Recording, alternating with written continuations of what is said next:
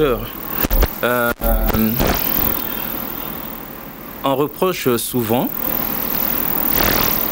aux jeunes Congolais, aux Congolais que nous sommes, d'ignorer que nous avons parmi nous un poids lourd du panafricanisme et de l'égyptologie.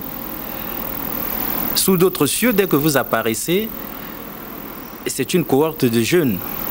C'est des cohortes de jeunes qui arrivent et qui vous empêchent même de dormir, tant ils ont soif de vous écouter, de noter ce que vous dites, ce que vous léguez donc à la postérité, vous qui avez commencé ce grand combat pour le relèvement du continent, pour sa renaissance, pourquoi pas demain pour l'État fédéral d'Afrique, qui, à vous en croire, est notre seule solution aux portes de sortie.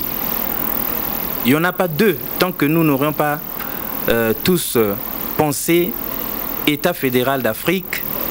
C'est sûr qu'en partant en dispersé, aucune nation ou toutes ces nations qui sont ne pourraient faire face à l'Occident impérialiste pour émanciper tant soit peu. Donc, nous aurions bien voulu être ici au moins une dizaine de leaders d'associations de jeunes pour vous poser toutes nos questions, toutes les questions, ou on essaie de faire l'effort de vous poser toutes les questions des jeunes, toutes les questions des Africains quant à notre avenir, quant à notre continent, à sa renaissance, les pistes de solution, quelles sont les erreurs de comportement, les erreurs d'appréciation, qu'est-ce que nous devons corriger, que nous conseillez-vous. Donc nous sommes venus ici pour que vous adressiez ce message à la jeunesse africaine, pour ne pas dire message aux Africains, mais sous forme de questions-réponses. 10 personnes ici, nous sommes au moins 6. Peut-être bien qu'il y en a un retardateur, il y en a qui étaient arrivés ici, mais vu le fait qu'on les a rappelés au boulot, donc ils sont repartis. Mais nous sommes forcés, de par nos questions, vous aurez tous nos manquements, aussi le peu que nous savons, libre d'arrondir les angles, de réorienter, de redresser ce qui est tordu, pour que vraiment l'Afrique sorte des ténèbres de l'obscurité, des ténèbres de l'ignorance.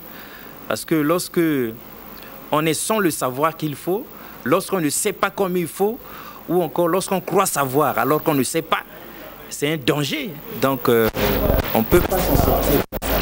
Donc nous allons, à tour de rôle, poser une, deux questions, et vous allez nous répondre, puisque vous nous avez permis de venir. Nous vous en remercions déjà énormément pour que ce soit archivé pour tout le monde, afin que on puisse corriger le fait que nous, les Congolais, la jeunesse congolaise, la plupart du temps, nous sommes restés comme des gens qui ne savent même pas que nous vivons ensemble, ou encore nous vivons là où il y a le soleil, en plein midi. Pourtant le soleil brille au zénith, mais nous marchons à tâtons. Donc nous essayons de corriger un peu avec l'aide des responsables qui sont ici. Et une fois qu'on aura fait comme ça, c'est vrai que chacun de nous, reparti dans son groupe, va en faire le compte rendu. Ces images, nous vous avertissons déjà, sont filmées pour la télévision, pas pour être regardées à huis clos, mais pour la télévision. Ça veut dire que dans l'émission Convergence et Révolution culturelle, que je présente avec Vikaël Obeko dans l'émission Convergence et Révolution culturelle, le monde entier pourra savoir quelles sont les questions qui avaient été posées le 31 janvier 2020 au professeur Théophile Obenga et quelles ont été les réponses du professeur pour que tous nous puissions nous en inspirer, parce que vous savez très bien que dans le combat panafricain, c'est le fait qu'il y ait diverses interprétations, diverses appréciations, qu'il y ait des contradictions et tout ça, qui fait ralentir aussi ce combat-là. Donc nous sommes venus pour que vous nous donniez le maximum afin que chacun de nous puisse quand même, un tant soit peu, comprendre. Alors, cela dit, je crois que je ne vais pas poser la première question. Je réserve l'honneur de poser la première question, donc Ambouta Sita. Merci. Merci, professeur, pour l'occasion ou l'honneur que vous nous avez offert pour cet entretien, car nombreux des jeunes voudront être ensemble avec vous, voudront bien vous poser des questions, mais ils n'ont pas l'occasion. Et une fois de plus, merci à vous. Alors, je poserai une seule question pour ouvrir la brèche et puis permettre à tout le monde de poser la question et puis on va certainement revenir. Voilà. La question qui me fait mal, c'est pourquoi l'Afrique d'aujourd'hui est des technocrates fournis d'intellectuels dans tous les domaines possibles. Il n'y a pas un seul domaine que l'on dira aujourd'hui en Afrique qui n'a pas de techniciens possibles. Mais l'Afrique continue à patauger dans le gouffre du sous-développement. Merci. C'est à vous pour ça. Mais je vous remercie beaucoup pour votre initiative d'être venu. Nombreux, peut-être pas par le chiffre, mais nombreux par l'enthousiasme et les questions.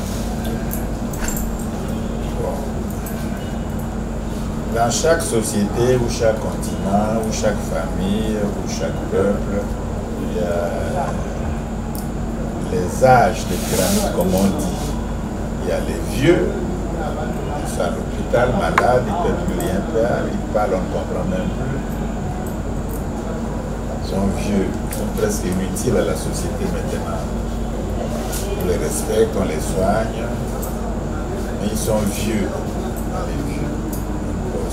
Pas nombreux, mais il y a les adultes, ceux qui ne sont pas vieux, ils ne sont pas jeunes, ils sont bourlingués, ils ont travaillé, ils sont à la retraite, ils ont leurs problèmes, ils ont une expérience, c'est aussi une partie de la population. Et l'autre partie, souvent la plus nombreuse, c'est celle qui porte un peu l'avenir, c'est la jeunesse. Ils ont 18 ans, 10 ans, 30 ans, 35 ans. C'est des jeunes. Cette portion-là est jeune. Elle dit qu'elle a encore le temps de vivre, elle a encore l'expérience, elle peut apporter des changements. Tandis qu'un vieux, il a 80 ans, il n'attend plus que le départ. Un type qui a la retraite, il n'a plus les forces même, etc. Donc, il y a moins d'espoir de ce côté-là. Il y a l'espoir dans la jeunesse, ce qu'on appelle la jeunesse. Et ça, c'est dans toutes les sociétés. Dans toutes les sociétés. Et par exemple, les choses ne tombent pas du ciel. Trump était jeune, il faisait un peu la bagade. Son père l'a mis à l'armée. Il a un peu de discipline. Ils savent se conduire. La vie, c'est la discipline. Il est revenu de l'armée, là où il a eu quelques galons. Son père était business, lui aussi veut se lancer dans les business. Il demande presque 1 million et quelques dollars à son père pour qu'il commence. Son père a dit, je ne te donne pas, je te prête. Je te prête l'argent, tu travailles, tu me rends mon argent. Donc tu apprends à travailler toi-même. Et il a fait ça, il a commencé à faire les affaires, à travailler, ça l'intéressait, etc. C'est l'un des milliardaires des États-Unis. Aux États-Unis, si tu es milliardaire, c'est que tu as réussi. C'est le rêve américain, le dream américain. Tu as réussi. Ils respectent ça plus que. On respecte deux choses aux États-Unis. On respecte l'excellence, quel que soit le domaine. Football, basketball, les Jordan, la boxe et tout, la musique, la chanson. Il faut être excellent. Ils n'acceptent pas la médiocrité. Ils ont les meilleurs films, Hollywood, ils ont les meilleurs boxeurs, ils ont les meilleurs chanteurs, ils ont les meilleurs jazzmen, hein, ils ont les meilleures femmes qui chantent dans le monde, etc. Et ils dominent le monde entier. Ils ne veulent pas la médiocrité, l'excellence, même dans la culture, les affaires, le cinéma, etc. etc. Ils respectent aussi, tu es pauvre, tu es devenu milliardaire, c'est très important. On ne devient pas milliardaire en rigolant comme ça. Ou tu es intellectuel, tu es savant, tu inventes des choses, tu fais ceci. L'armée peut profiter de ta science pour faire des choses, des fusils, des mitrailleuses modernes, etc. Les industries peuvent profiter de toi pour faire du commerce, etc. Les savants sont extrêmement considérés, respectés comme des dieux. Ils ont tous les prix Nobel. Ils ont tous les prix Nobel en physiologie, en économie, pendant que les autres peuples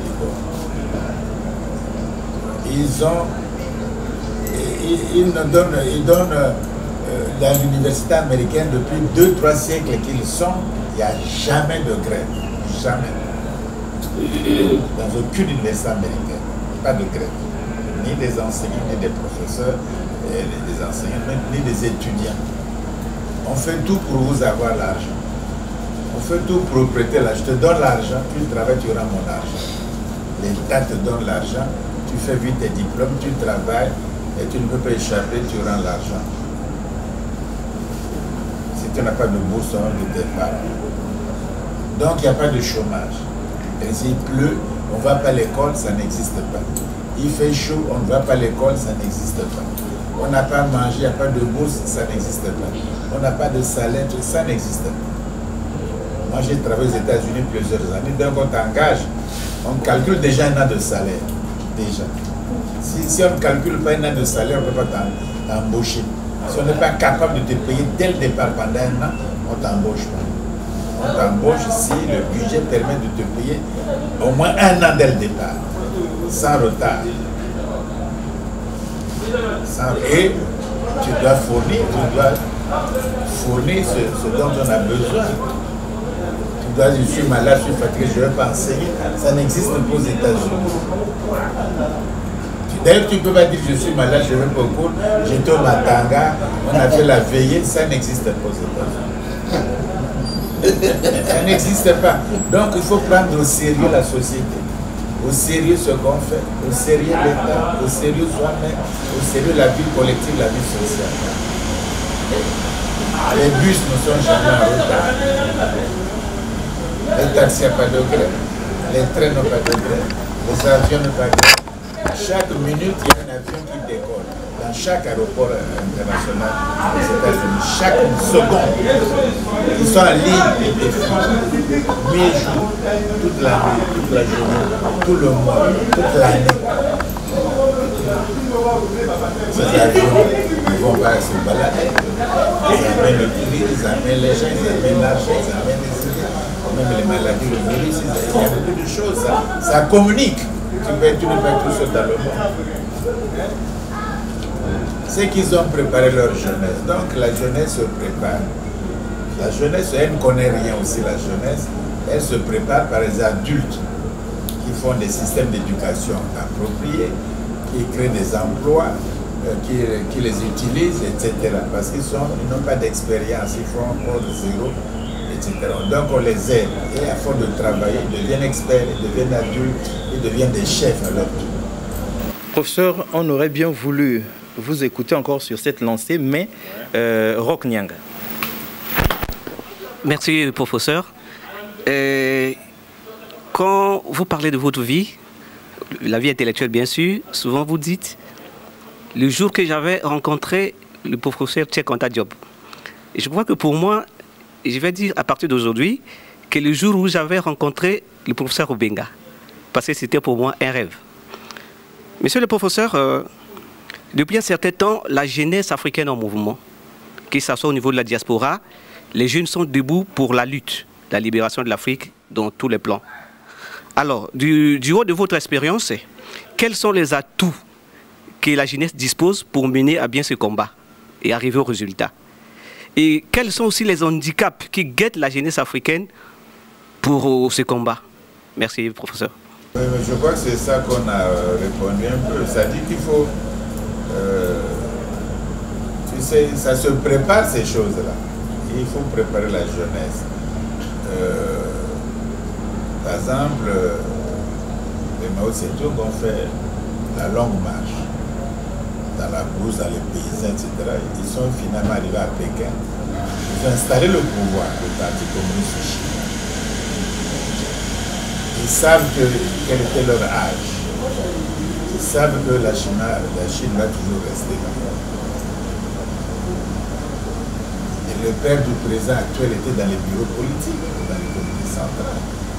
Ils ont fait un plan. Nous allons partir à la force des choses. Les jeunes là vont diriger la Chine, tu le veux ou non.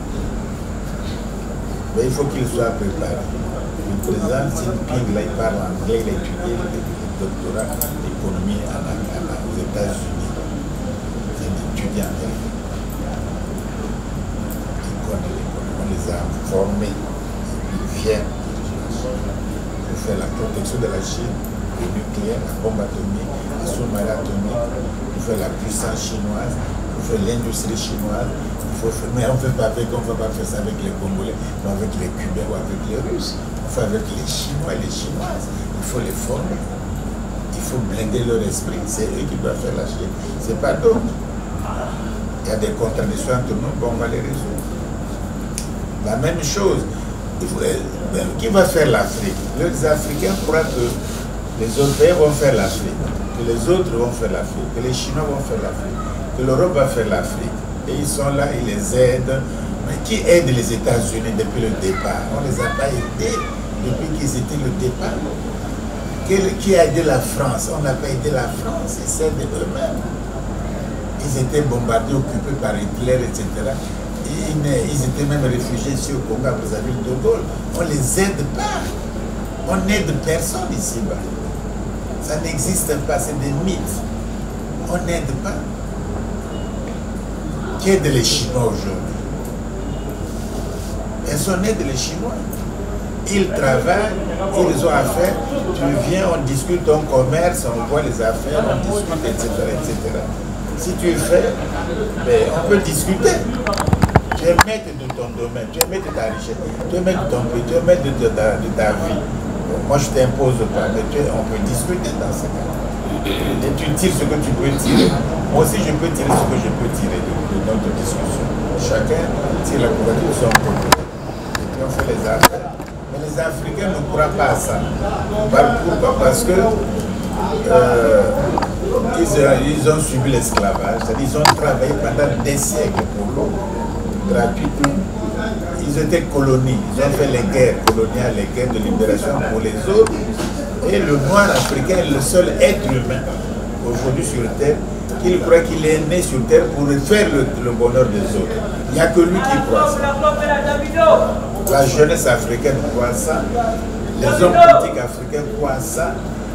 Toute l'Afrique entière, noir, blanc, francophone, anglophone, nord, sud, est, ouest, tous les Africains, sans exception, croient qu'ils sont nés, ils sont sur Terre, ils ont le continent africain pour aider les autres. Pas pour se développer, aider eux-mêmes d'abord. Non, on travaille pour les autres.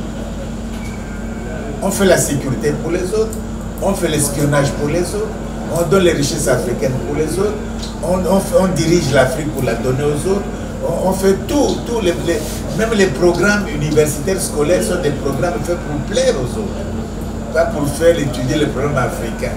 Ça n'existe nulle part. C'est ça qui est que les Chinois ne font pas pour plaire aux Américains, ni aux Japonais, ni aux autres Asiatiques, ils font pour eux-mêmes. Les Français font pour eux-mêmes, les Américains, American First, ils font pour eux-mêmes. Mais nous, on fait pour plaire aux autres. Si l'autre est malheureux, il prend passer de richesse, de diamants, de pétrole, je suis malheureux. Je signe des soi-disant des aides, des accords, je signe, ils viennent faire des séminaires. Mais enfin, vous avez besoin de faire des séminaires encore pour des séminaires, comme vient vous dire qu'il faut faire ceci. Vous avez besoin des conseils, vous avez des ONG, En France, il y a combien de ONG? Aux États-Unis, il y a combien de ONG? Ça détruit un pays, les ONG. On ne fait pas ça. On ne fait plus les ONG dans aucun pays du monde. Aucun, sauf sur le continent africain. Il y a combien de ONG en Russie? Il n'y a que nous. Et ça ne nous dit rien. On demande, il a donné 25 millions de dollars, 4 millions de dollars. On ne sait même pas où ça va. Voilà pourquoi vous ne progressez pas. Pourquoi? Parce que la dynamique n'est pas interne, n'est pas notre profit. La dynamique est externe, est le profit de l'autre. Voilà pourquoi nous n'avançons pas.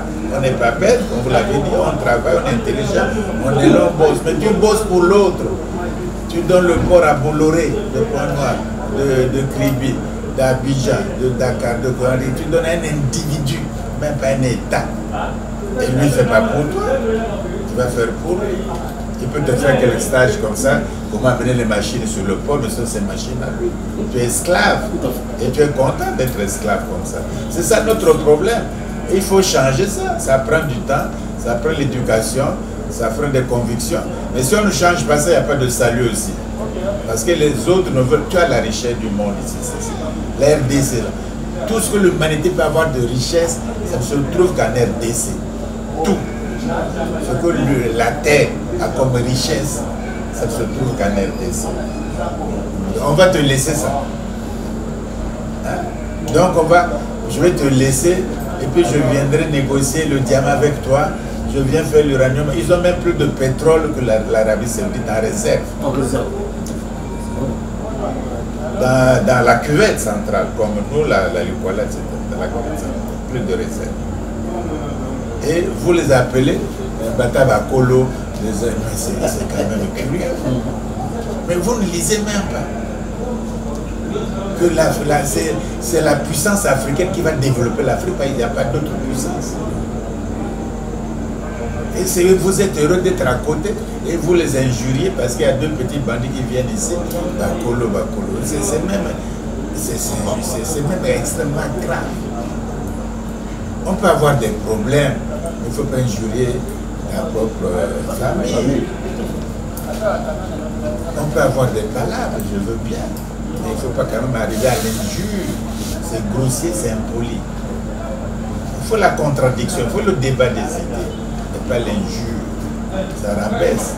Enfin, bref, donc vous voyez bien que voilà pourquoi on tient la jeunesse, parce que cette partie-là, c'est pas la partie déjà finie, c'est pas la partie qui a déjà bossé, qui a la retraite, c'est cette partie-là qui a encore, aujourd'hui ceux qui ont 70 ans, ils ne vont pas vivre 40 ans encore.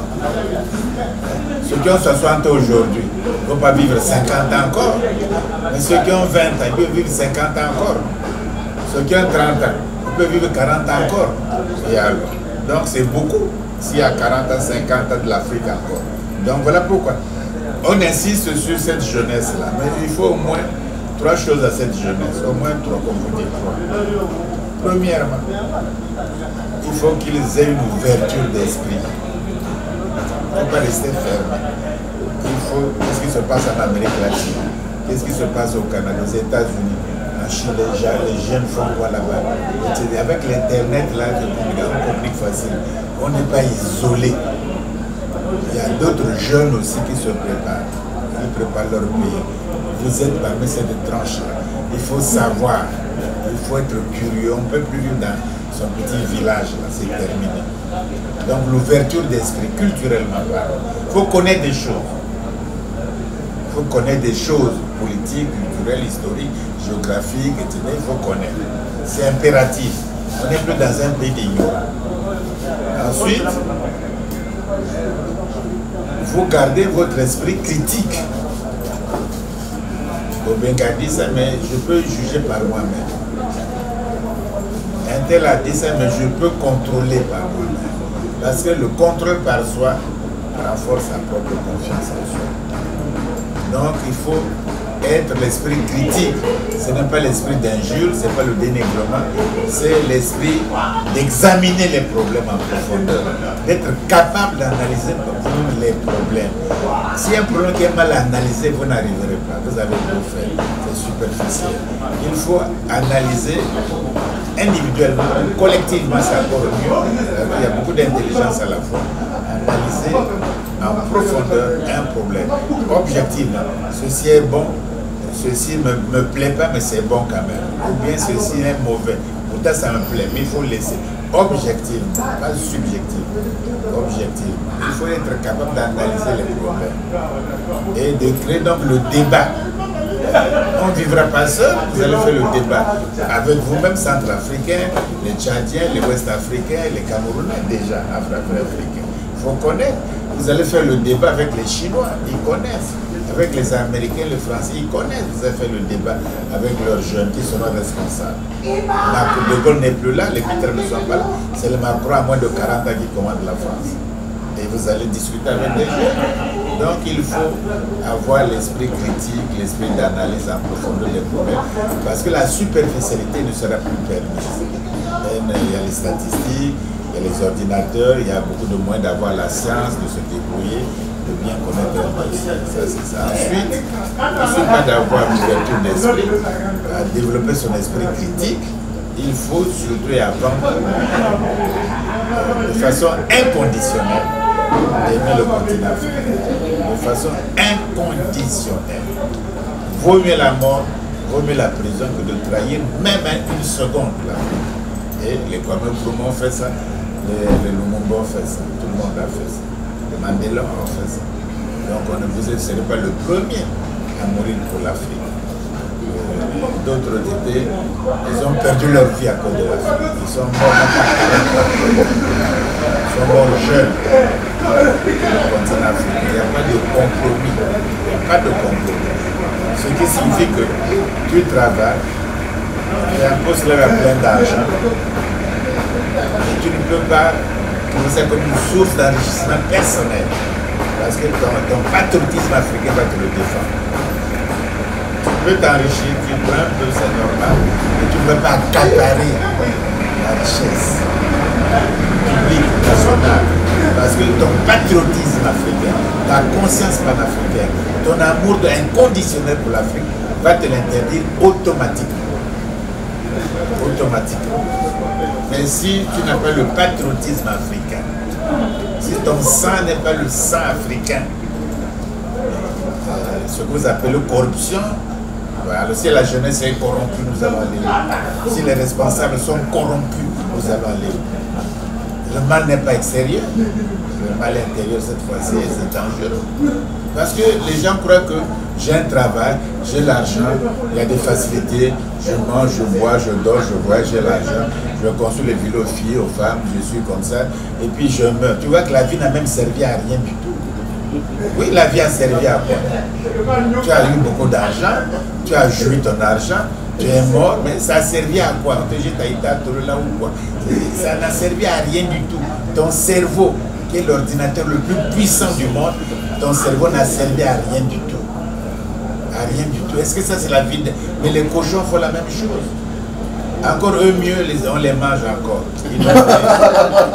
Les sangliers au moins, ils nous nourrissent. Mais toi, on ne te mange pas. Même pas les vers de terre. Même pas les vers de terre, tu moisis là dans ton secret. Tu vois. Ailleurs, au moins, les poissons te mangent, ou les phacochères te mangent. Tu utilises dans le cycle de ce que vous appelez l'environnement, les écosystèmes. Donc, voyez-vous que, or, les cerveaux africains, c'est des pertes. On enterre tous les jours des pertes, alors que les cerveaux, c'est les meilleurs ordinateurs du monde. Nos ordinateurs ne servent à rien. Les ordinateurs des Blancs, un tel a fait ça, un tel a joué au basketball, un tel était musicien, un tel était Miss, un tel était savant qui a fait le prix Nobel qui a eu ceci, un tel était économiste. Tu vois, il y a toujours des rentabilités. Or, nos cerveaux ne sont pas rentables, il n'y a pas de rentabilité. Il n'y a pas de rentabilité, il faut changer ça. Il faut que les cerveaux africains... Parce que tu es technicien. Mais si tu es technicien, puis ça dit que j'ai appris ça, je peux faire ça. Mais ça ne suffit pas. C'est pas ça qu'il fait. Il faut que tu aies une idéologie, il faut que tu aies un patriotisme. C'est ça qui fait que tu vas développer ta technique aux yeux du peuple. Pas parce que l'Afrique a des techniciens. Elle patauge parce qu'elle n'a pas de patriote. De patriote, c'est tout. Ce n'est pas les techniciens qui manquent. Ce n'est pas les pharmaciens, les médecins, les ingénieurs qui manquent à l'Afrique. Ce sont des techniciens, des ingénieurs, des patrons, des médecins qui ne sont pas patriotes. Ils font leur clinique, ils ont leur argent, ils s'en fichent de tout le reste. Et qui n'aiment pas l'Afrique. Quand moi j'étais au Gabon, le président Mandela sort de prison. Il fait une visite au Gabon, près du président Bongo. Et on avait préparé cette visite-là. Et il a parlé à la jeunesse universitaire du Gabon, au campus universitaire du Gabon. Il a dit quoi? Il a parlé beaucoup de choses, il a dit surtout devant la jeunesse gabonaise, donc la jeunesse africaine. Le sang qui coule dans mes veines, c'est la jeunesse africaine. Combien de chefs d'État peuvent dire ça? Voilà le patriotisme inconditionnel, inconditionnel. Il n'y a pas à expliquer, il n'y a pas à s'excuser, il n'y a pas à motiver, c'est comme ça, c'est comme ça. Je ne change pas la couleur de mon nez, je ne change pas de mes yeux, je ne change pas la forme de mes oreilles, je vis avec, je fais avec. Il n'y a pas d'eau, c'est les meilleurs. Mon oreille, c'est la meilleure oreille. Mon nez, c'est épaté, c'est le meilleur nez au monde. C'est comme ça que mes lèvres épaisses, c'est les meilleures lèvres au monde. C'est ça, être convaincu de soi, être fier de soi. Or, vous trouvez que vos lèvres sont épaisses, c'est pas bon. Votre nez épaté, c'est pas bon. Vos oreilles sont, c'est pas bon. Vous avez les meilleurs, chacun. Il y a un nez qui est long, droit, il croit que c'est le meilleur au monde. Et vous avez les lèvres épaisses. C'est bien parce que si tu n'as pas les lèvres épaisses, tu ne peux pas jouer au saxophone. Comme des gens peuvent jouer le saxophone avec des lèvres minces, comme Louis Armstrong ou Miles Davis. Et alors, donc vous êtes gâtés. Mais le noir ne croit pas qu'il est capable de faire quoi que ce soit. C'est son malheur, c'est ça le malheur. Il ne s'agit pas des techniciens, des cadres, il faut être patriote. Tu vis pourquoi? Tu fais pourquoi? Qu'est-ce qui te pousse à vivre même? Quelle est la vie de ton existence? Quel sens tu donnes à ton existence? Sans condition, sans discussion. Et quand c'est comme ça, tu peux prendre quelques millions là où tu travailles, etc. Mais tu ne prendras pas jusqu'à casser, à te faire milliardaire dans un pays sous-développé, malheureux, pauvre, et les plus pauvres de la terre. Tu ne peux pas. Tu vas t'arrêter, l'Afrique va dire arrête-toi maintenant. Tu as assez pris. Parce que le patriotisme, il y a l'Afrique. C'est ça. Or, il y en a plus. Si l'Afrique est vide, on va aimer quoi? On va construire quoi? C'est ça le problème. Je peux faire une route, mais on peut la faire même au pôle Nord, hein, on peut faire n'importe où puisqu'on circule. Il n'est pas dit que si tu vas te développer avec ça, il n'est pas dit que tu aimes l'Afrique à cause de ça. Ça, c'est des choses qu'on fait. Donc, je travaille, je gagne ma vie, je paye mes impôts. Je suis africain. Ça, j'ai aimé l'Afrique. Donc, on peut faire des choses. Je peux vendre mes oranges au marché parce que j'aime l'Afrique. C'est l'idéologie du patriotisme, même du nationalisme, même c'est ça. Il faut que ça soit comme ça, c'est comme ça. Or, nous n'avons pas ça. Voilà notre problème. Le patriotisme, l'idéologie, ton cerveau doit être rempli de certaines idées. Ensuite, garder ton autonomie intellectuelle critique, examiner. On ne met pas tout en doute, mais on se réserve la liberté d'analyser avec ses propres moyens. Et surtout, on n'est pas sur le monde. Il faut une certaine ouverture d'esprit, une certaine culture. C'est très important au XXIe siècle. Je sais que vous vivez, vous bâtir une nouvelle Afrique. Parce qu'elle se bâtit avec des éléments qui sont différents.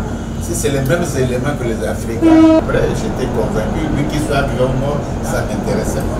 Que je le vois, pas, ça m'intéressait. Ce qui m'intéressait, ce que j'avais vu, ma conviction était faite. On ne peut pas faire mieux. Je ne crois pas. Donc, moi j'adhère à ça. J'adhère à ça. Moi j'ai discuté pour Gabriel Sénégalais, il me trouve comme un fou. Voilà, tu ne connais pas chez il est ceci. Moi je dis que je m'en fous, je veux que de le connaître. Moi ce que j'ai lu, ça me convient. Je fais ma conviction. C'est une histoire locale. Hein, donc, je me fais moi-même. Et quand je te rencontre, bon, si c'était ça mondial, mais ça renforce. Mais je me fais d'abord. Parce que je suis quand même étudiant et intellectuel, faisant philosophie. Bon, j'arrive pas à me déterminer à un garçon comme ça. J'arrive quand même à me déterminer. Je suis quand même grand. Je suis vieux. Donc à 30, 28, à 30 ans, 25 ans, tu n'arrives pas à te déterminer. Tu vas te déterminer à quel âge. Et puis tu es chez les blancs, tu vois, tu étudies, et tous mes copains c'est des blancs ou des blancs, je les vois, je vais chez eux, je n'ai pas les yeux pour voir. J'ai des savants, tout ça, c'était mes amis. Je n'ai pas les yeux pour voir. Ils font pour l'Afrique. Moi, je fais pour l'Afrique. C'est comme ça qu'il faut choisir. Comme ça devient inconditionnel. Si je vous enseigne, vous copiez les notes, vous passez vos examens après au Bengal, bye bye. Mais si vous êtes convaincu vous-même, ça va rester. Voilà, c'est comme ça. Le professeur, en parlant du patriotisme, vous demandez à la jeunesse africaine d'aimer le continent africain, sa culture, son histoire. Alors, comment la jeunesse africaine peut aimer leur continent, étant donné que l'histoire de l'Afrique n'est pas enseignée dans les universités, la vraie histoire de l'Afrique n'est pas enseignée dans les universités africaines, ni au collège, ni au lycée. Celle qui est enseignée, c'est celle qui est écrite par les autres. Et vous ne voyez pas que là, il y a un problème? Mais il n'y a pas de problème. Les écoles, les lycées, les collèges, les universités, qui dirigent ça? Quels sont les ministères de tutelle? C'est la tutelle. Qui sont la tutelle de ces universités, de ces collèges, de ces lycées? C'est les Africains. Hein? C'est les Africains qui sont proviseurs, directeurs d'études, surveillants, comme ça, professeurs, c'est les ministres. C'est eux, non? Bon, donc, ils ont dit qu'on va enseigner l'histoire de Congo, de Madialanganga, de Luango, de Bé, ou de Gamboma, de Maya ou de Bétou. Et la France a interdit ça.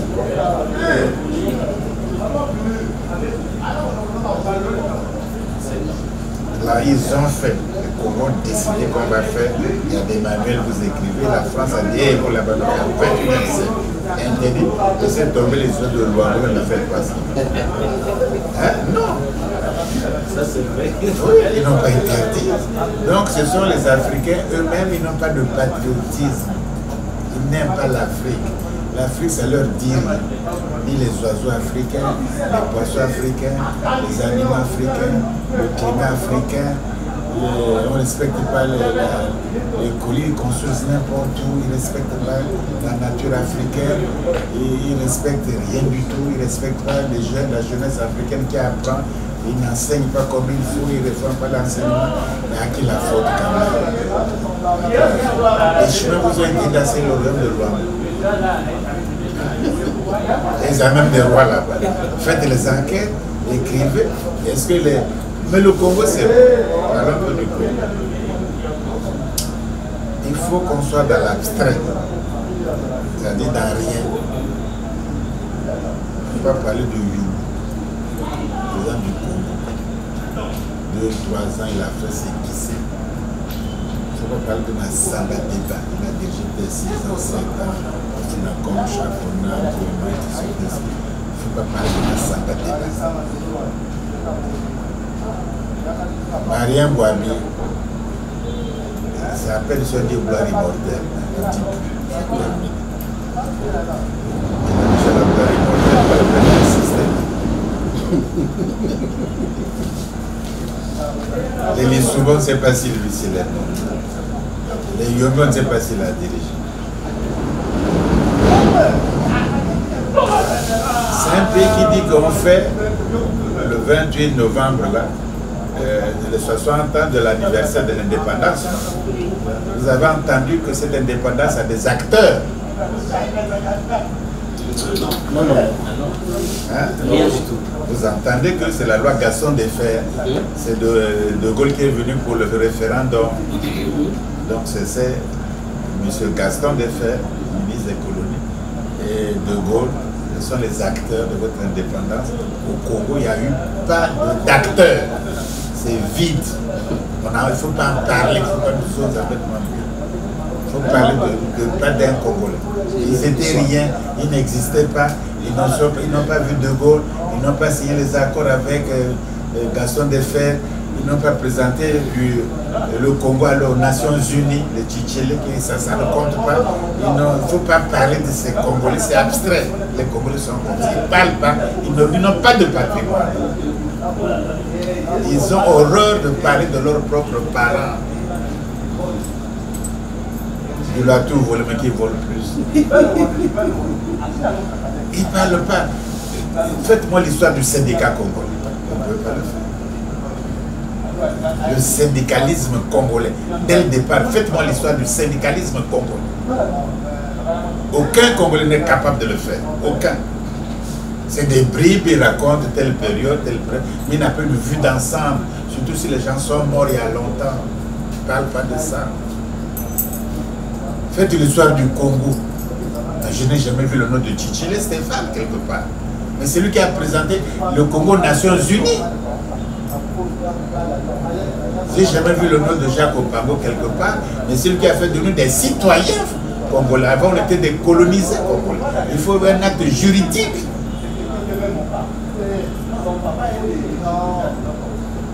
Les armoiries, c'est lui qui a fait ça. Mais il faut pas seulement voir Yulo. Mamba Tchichile Tchika est le premier député en France et tout. On ne sait même pas c'est qui. Tchichile Tchika, il a vécu où, c'est qui, c'est quoi. On va vous en parler. Mais c'est un pays vide. Alors si tu ne parles pas de ce dégagement, là, c'est pas la peine. Le rêve de Congo, c'est la fiction. À Congo, c'est même pas la peine de parler de ces conneries. Mais il faut adhérer ça. Le Brazza, à Makoko. Et l'eau qui lui a donné le pays, etc. Le royaume de Malouangou, c'est même pas la peine d'en parler. Le royaume de Bétou, c'est la mythologie. Nous, le royaume de Mbaya, et tous les chefferies Mboshi, tous les chefferies de Kélé là-bas, tout ça, de la Ouesso, il ne faut pas parler de ces choses-là. Il ne faut même pas parler des ethnies, mais ce n'est pas mauvais en soi. En quoi le Congo, c'est mauvais en soi? En quoi les gars de la Sanga, lesquels les petits, c'est mauvais en soi? En quoi? Mais si déjà, ça c'est les fondements humains du peuple congolais, déjà on a honte, donc on appelle le Congo. Mais oui, vous faites le tribalisme, c'est tout. Le tribalisme ne peut pas aller dans le nationalisme. D'ailleurs, on n'est même pas nationaliste. On est tribaliste, régionaliste, tous les partis politiques sans exception, tous les partis politiques. Après la conférence nationale, tous les partis politiques sans exception, c'est des partis tribalistes, régionalistes, tribalistes, il n'y a rien du tout. Leur chef doit être de telle tribu et les gens adhèrent. On ne comprend pas. Donc vous faites les tribus vont gérer maintenant le Congo. C'est difficile, d'où les guerres. La tribu a gagné, tu amènes tes parents au pouvoir, la sécurité, aux finances et tout. Et comme ils n'ont pas ça à pas gérer, il faut de la pagaille. On fait la guerre, on recommence. Donc on a même honte de notre histoire. Il ne faut pas parler de ça, bon, ça va plus sur la chasser. On va parler de Gouabé plus que la tuer. On va parler de Yulo plus que la chasser au pouvoir. Même les Congolais ont peur de honte de leur propre histoire. Il ne faut pas parler même les jeunes gens croient que l'histoire n'a jamais existé. Oui, ça c'est qui c'est l'histoire, on connaît. Mais l'urbanisme à Bamata, tout dit, on connaît. Il n'y a même pas longtemps, mais d'ici 20 ans, 50 ans, on va oublier. Parce qu'on n'aime pas, on est tribaliste, il n'est pas de ma tribu, je ne m'intéresse pas à lui. Il est de ma tribu, ok, voilà. Professeur, aujourd'hui, les Africains se réveillent. Au Sénégal, nous avons une jeunesse très active. Au Mali, au Congo ici, en fait, en Afrique centrale, en Afrique de l'Ouest, les Africains se réveillent. Mais il y a un petit phénomène qui se pose. Le problème, c'est que une fois qu'on se contacte, une fois qu'on se regroupe, il y a un problème de religion. On fait comment? Il y a ceux qui sont panafricains mais chrétiens, il y en a d'autres qui sont panafricains musulmans, il y en a d'autres qui sont panafricains ngunza, traditionnels, purs, et du coup, il y a problème. On fait comment? En fait, il ne devrait pas avoir de problème. Moi, je ne vois pas de problème, hein, parce qu'on confond les choses. Nous faisons la religion. Il y a des religions, quand je vois les musulmans, par exemple, ou les catholiques protestants, il y a un point commun. C'est la mort, l'au-delà, le paradis, aller au ciel chez Dieu, non? Donc on ne se bat pas sur terre ici. Et sur terre, on prépare le paradis. Hein? Donc ils s'occupent des problèmes de l'école, de ceci, les routes. C'est pas tellement ça. Les églises ne construisent pas les écoles, les églises ne construisent pas les marchés, les églises ne construisent pas des trucs comme ça, ne donnent pas de salaire aux gens pour l'emploi. Leur but, c'est préparer votre âme, une fois mort, vous rencontrez le divin, et puis vous donnez une place au paradis. Oui, vous refusez une place au paradis. Selon votre conduite. Vous avez besoin des pères spirituels pour vous conseiller dans la voie de la lumière, dans la voie de Dieu, des choses comme ça. Leur but, c'est pas ils ne sont pas chefs d'État, ils ne se présentent même pas aux élections. Hein? Donc c'est ça leur domaine. Vous, par contre, vous voulez le royaume sur terre, ici, le paradis sur terre, ici. Il faut que Banaba de ça là. Il faut qu'il y ait des entreprises, il faut qu'il y ait le bonheur, il faut qu'il y ait des salaires, il ne faut pas qu'il y ait la PACA, il faut qu'il y ait la sécurité, il faut que les biens, les pauvres, pas de colonna, il faut qu'il y ait la vie ici sur terre, qu'il y ait des routes, qu'il y ait le commerce, qu'il y ait le bonheur, l'hôpital peut soigner, je ne vais pas à l'école m'épanouir, il y a le cinéma, il y a le théâtre, etc., il y a la musique et tout. Vous faites ça pour le bonheur sur terre. Mais un bouddhiste, il peut travailler pour ce bonheur sur terre. Même si tu n'adhères pas à son paradis. Un musulman peut travailler sur terre. D'ailleurs, ce n'est pas qu'ils vendent ici les musulmans, ils voient la mosquée. Ils ne vendent pas ça aux anges de Dieu. Ils vendent ça aux hommes. Alors, donc, et pourtant, il peut aller dans sa mosquée et faire le paradis, mais il peut quand même vendre moins cher les choses ici. Bon, tu peux aller dans ton église catholique, etc., prier comme tu veux, avec tes évêques et tes cardinaux, mais tu peux quand même aider à être ingénieur, être médecin et soigner les gens à l'hôpital, sans distinguer s'ils sont chrétiens, païens ou catholiques ou du nord ou du sud. Tu travailles, non? Tu es médecin. Tu as fait la destination, c'est un malade du sud, tu ne le soignes pas. C'est un malade du nord, tu ne le soignes pas. C'est un malade qui n'est pas chrétien, tu ne le soignes pas. Les malades, tu fais ça, toi tu fais ça à l'hôpital, en tant que médecin. Alors, soyons logiques, vous compliquez les choses pour rien. Donc, le panafricanisme, c'est tu vas en enfer, c'est ton problème. Tu vas au paradis, ça ne regarde pas le panafricanisme. Le panafricanisme veut faire ton paradis ici sur terre. Les autres veulent faire ton paradis dans l'au-delà. Et chacun va se sauver. Nous voulons le bien collectif. On ne va pas au paradis, tous les musulmans collectifs, tous les chrétiens, c'est chacun, selon tes mérites. Le jugement est individuel. Tu as eu ça, tu as fait ça, tu as fait ça. Rencontre, moi je vais parler, tu vas en enfer. Tu as fait ça, tu as fait bien. Même ton enfant, même ta femme va en enfer, va aller au paradis, ou ta femme va au paradis, va en enfer. C'est pas ça. Même si un amour fort vous liez, c'est des histoires. Donc le noir, c'est le symbole même de la confusion. Il n'y a pas plus confus que le noir africain aujourd'hui, ici le continent africain. Il confond tout, il n'arrive pas à analyser, il ne comprend pas. Mais la religion, c'est pas sur terre. Jésus n'est venu préparer le royaume des cieux. Il dit, je précède chez mon Père, il vous préparer là-bas. Il n'a jamais fait les impôts. Il dit à César ce qui est à César, à Dieu ce qui est à Dieu. Mais nous nous occupons des impôts ici de César. Donc tu es un bouddhiste, tu ne payes pas tes impôts à l'État. Tu ne payes pas parce que tu es un bouddhiste. Tu ne payes pas tes impôts parce que tu es musulman. Hein? Mais répondez, tu ne payes pas tes impôts parce que tu es catholique.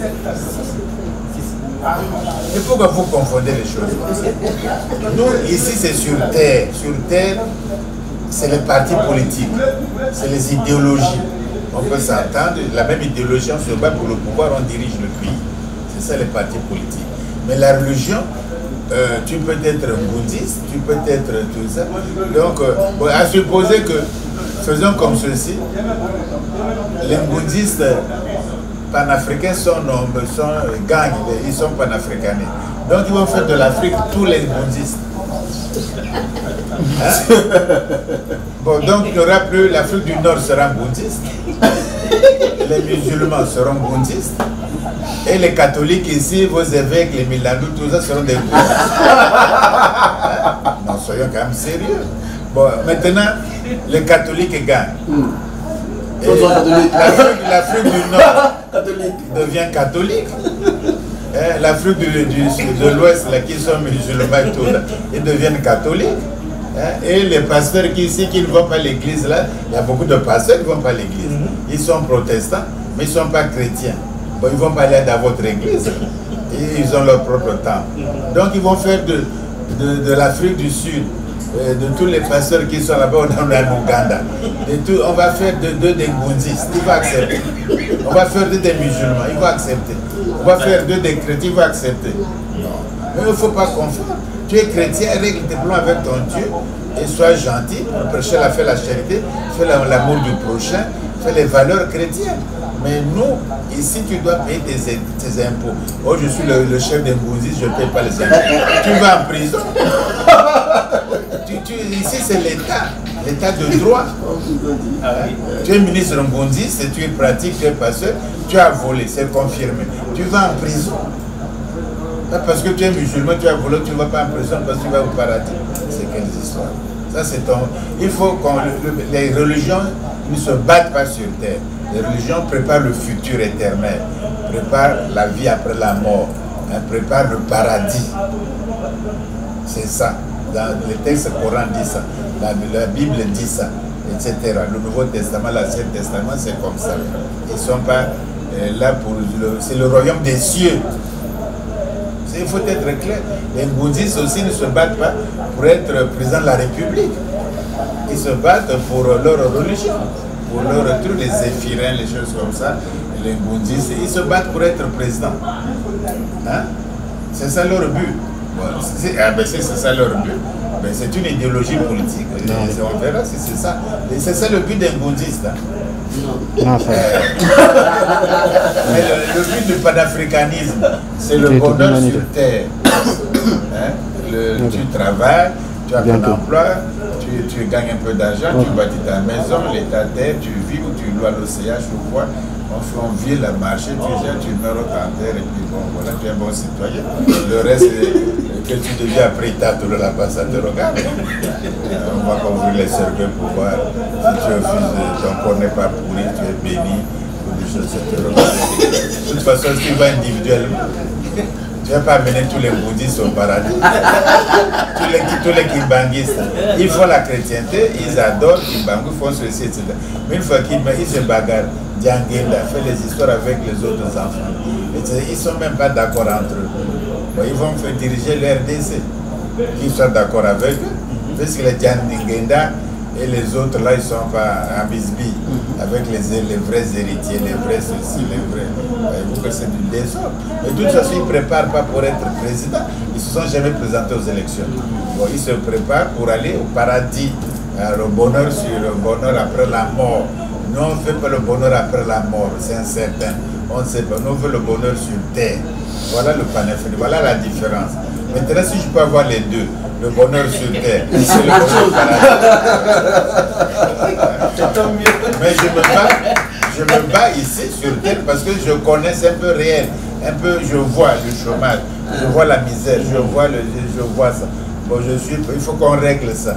Et c'est ça qui m'intéresse, que comme l'Afrique soit un grand pays, une puissance africaine, politiquement, militairement, sécuritairement, que l'Afrique soit protégée, qu'on ne vienne pas nous envahir, qu'on ne soit plus esclave, qu'on ne soit plus colonisé, qu'on soit homme comme les autres hommes dans l'humanité, qu'on travaille.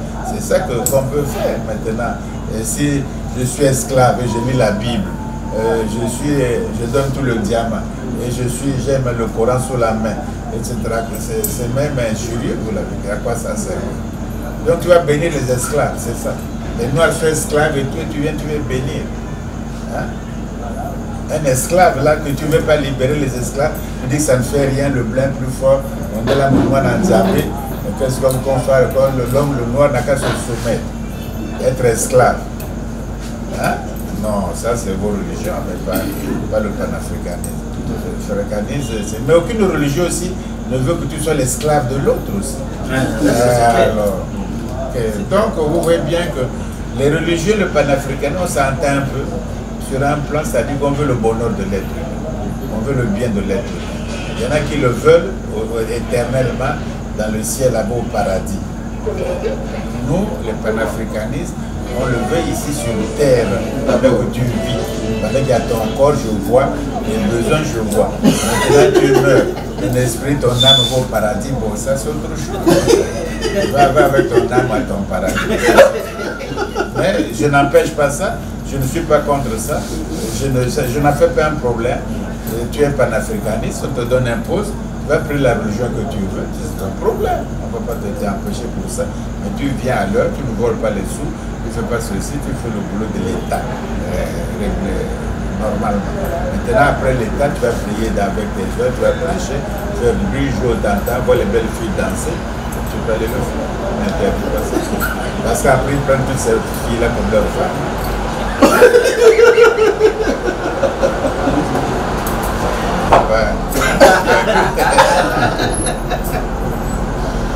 Alors, professeur, j'ai une question pour vous. Que pensez-vous de la femme africaine? À quel point de vue? Sur tous les plans possibles. Ah, c'est difficile. Non, mais là, ça dit que non, nous sommes dans un discours. Si tu fais l'émission, je me dis, j'ai interrogé l'émission, elle est sexy.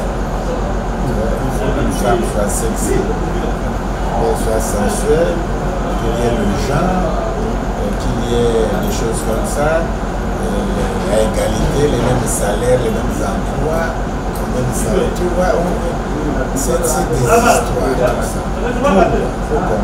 L'Occident, ce qu'on appelle l'Occident, les plans, l'Occident. Il n'y a pas plus contre les femmes que l'Occident. Il n'y a pas plus. Comme ils demandent le monde, ils veulent imposer leur point de vue. Dans la Grèce ancienne, ils sont lesbiennes. Aucune femme n'est élue, aucune femme n'est députée, aucune femme n'a une fonction politique dans la démocratie athénienne. La femme ne compte pas. Elle fait juste les enfants pour aller à la guerre. C'est tout. Elle n'est pas citoyenne. Dans la démocratie, ils ont ça dans leur tête. Rome, c'est pire encore. C'est pire encore. Ils ont hérité ça depuis le Moyen-Âge, les Blancs. La femme n'a pas de compte en banque, ne va même pas à l'école, ne fait pas ceci, etc., etc. Elle reste au foyer. La première bachelière française de quelle année? Si vous savez l'histoire, je dis culturelle. Les premières femmes députées en France, l'Afrique a fait femme noire, premier ministre avant la France. La France, c'est le président Mitterrand qui a fait d'Edith Cresson la première femme blanche en France, premier ministre. C'est Mitterrand. En Afrique, le président Bokassa avait déjà fait d'une Centrafricaine le premier ministre, bien avant. Bien avant. Ils sont arriérés, ils sont en retard. Alors maintenant, ils veulent vous imposer. La femme fait l'amour avec une autre femme, des lesbiennes. Ils disent que c'est les droits libres. Un homme fait l'amour avec un autre, on se marie en couple, etc. C'est l'homosexualité, c'est notre liberté, notre orientation sexuelle. Bon.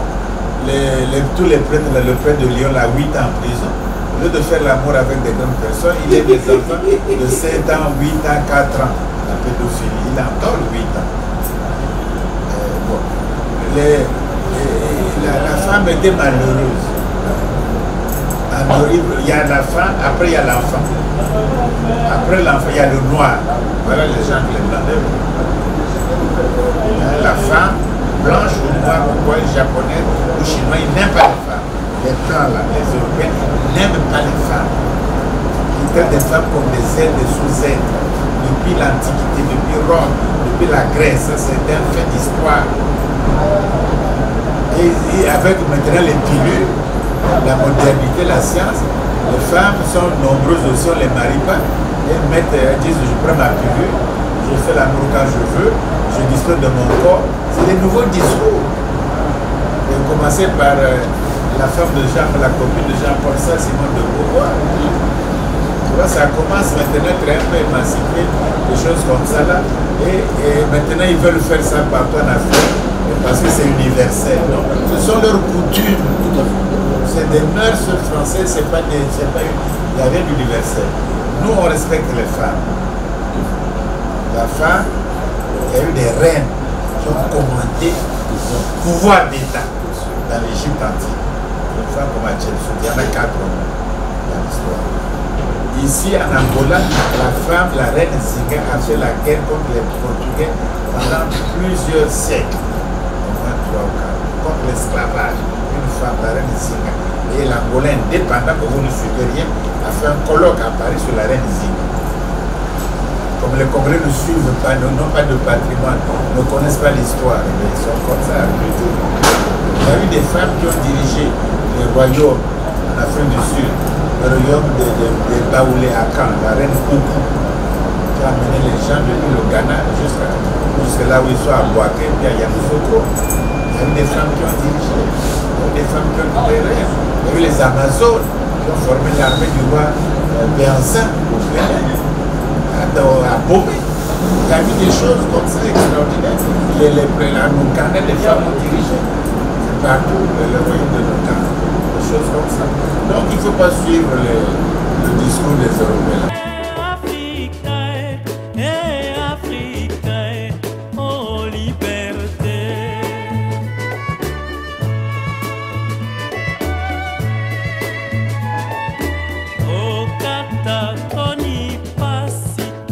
Soki na kati, oteka pasi.